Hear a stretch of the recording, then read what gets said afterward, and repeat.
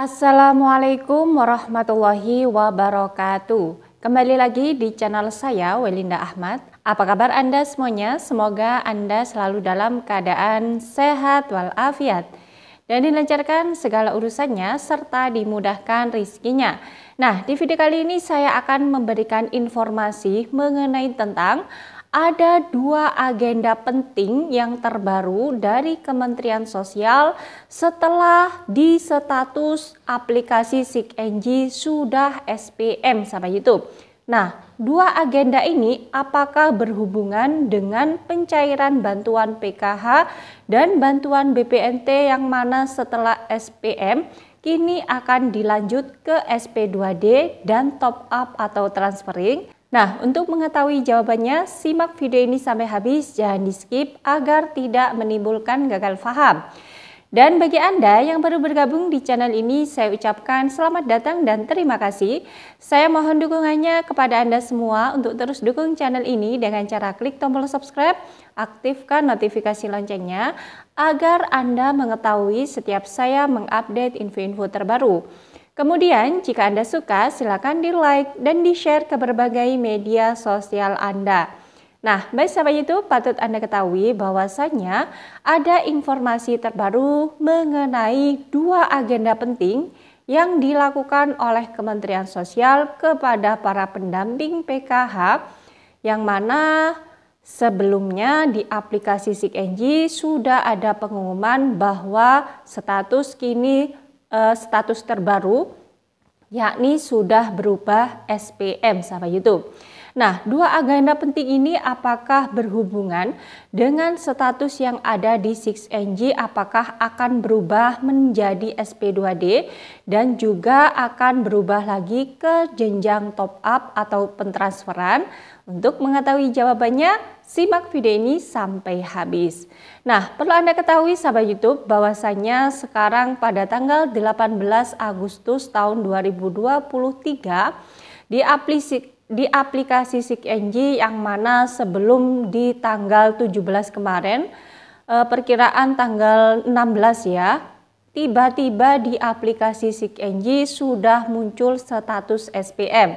Yang mana ini sangat ditunggu-tunggu oleh para KPM PKH berjumlah 10 juta KPM dan KPM BPNT yang berjumlah 18,8 juta KPM kini terus menanti-nantikan perubahan status di SIKNJ semakin mendekat ke pencairan sahabat YouTube.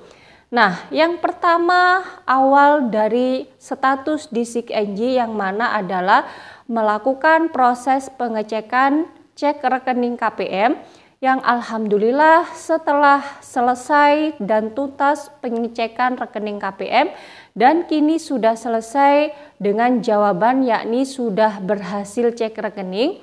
Alhamdulillah lagi ditunggu-tunggu lagi untuk proses selanjutnya adalah proses SPM. Yang mana itu artinya adalah surat perintah membayar. Nah, alhamdulillah juga kemarin pada tanggal 16 Agustus tahun 2023 ternyata sudah muncul keterangannya sudah SPM. Jadi dua proses sudah terlampaui yang mana alhamdulillah sudah separuh ya dari proses pencairan bantuan PKH maupun bantuan BPNT ini terlaksana. Nah, di sini sahabat YouTube ada dua agenda penting yang diinstruksikan kepada para KPM langsung dari Kementerian Sosial. Apakah dua agenda penting ini berhubungan dengan proses SP2D dan top up yang nantinya akan berlangsung pada proses pencairan PKH itu akan dipercepat? Nah, setelah status SPM di SIKNJ sudah dimunculkan, nantinya akan ada proses lagi yang namanya SP2D. Yang di situ sudah di-SK-kan nama-nama dan akan ditandatangani oleh Kementerian Sosial, maka nantinya akan terbitlah SP2D. Setelah SP2D nantinya akan ada pemindah bukuan yang nantinya akan disetorkan ke pihak Himbara dan juga pihak PT Pos untuk melakukan transferring kepada para KPM, dan untuk melalui PT Pos nantinya akan dibuatkan surat undangan sahabat YouTube. Nah, kira-kira dua agenda penting tersebut apa saja, Kak? Nah, agenda yang pertama adalah mengenai tentang temuan bahwasanya ada KPM yang ternyata gajinya itu di atas UMK atau upah minimum kabupaten. Nah, di sini sahabat YouTube perlu Anda ketahui bahwasanya kami para pendamping PKH memang tidak seluruhnya mendapatkan tugas seperti ini, hanya pendamping-pendamping tertentu yang kebetulan KPM-nya menjadi temuan oleh BPJS Ketenagakerjaan bahwa upahnya ini atau gajinya ini sudah di atas rata-rata, tapi masih menerima bantuan PKH maupun bantuan BPNT dari Kementerian Sosial.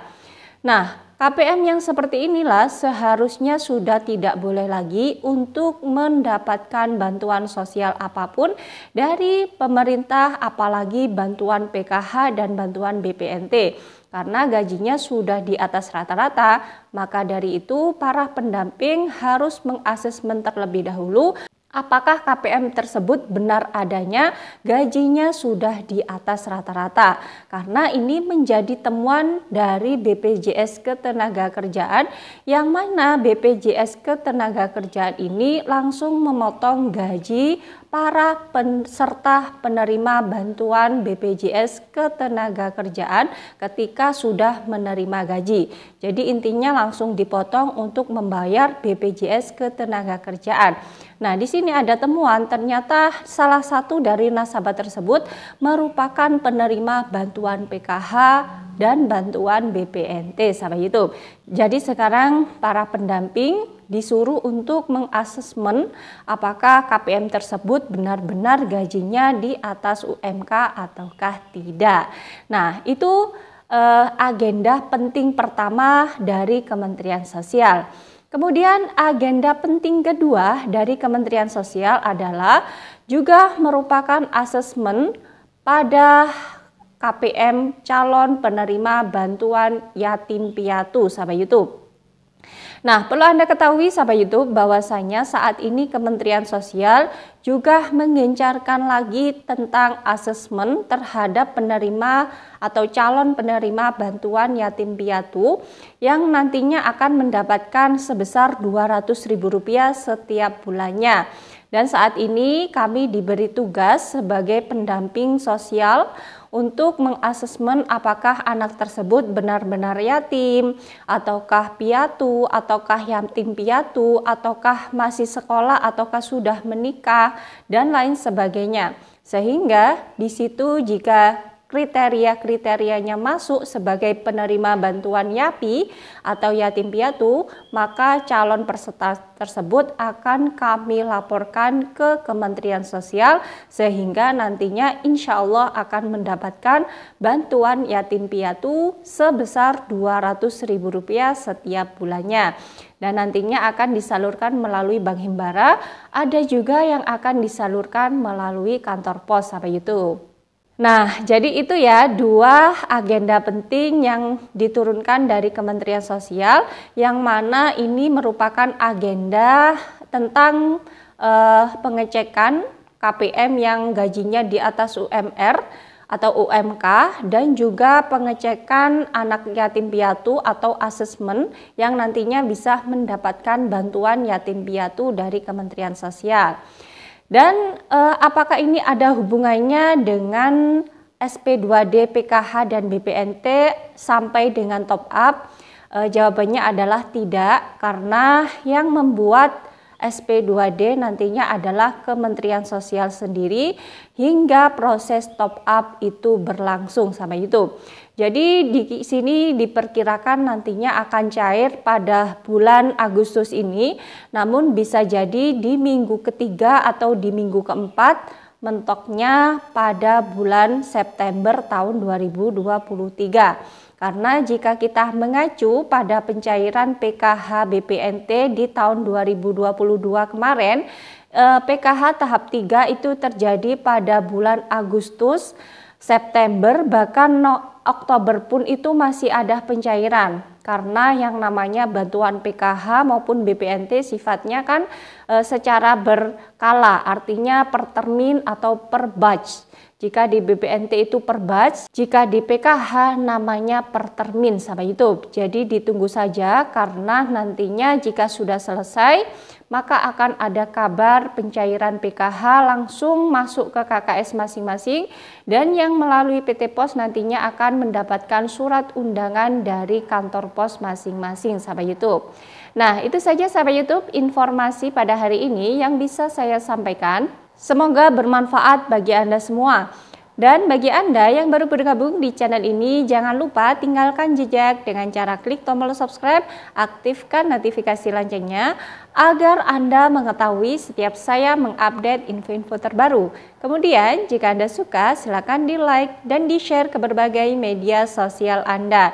Dari saya, wallahul muwaffiq ila aqwamit thoriq. Wassalamualaikum warahmatullahi wabarakatuh.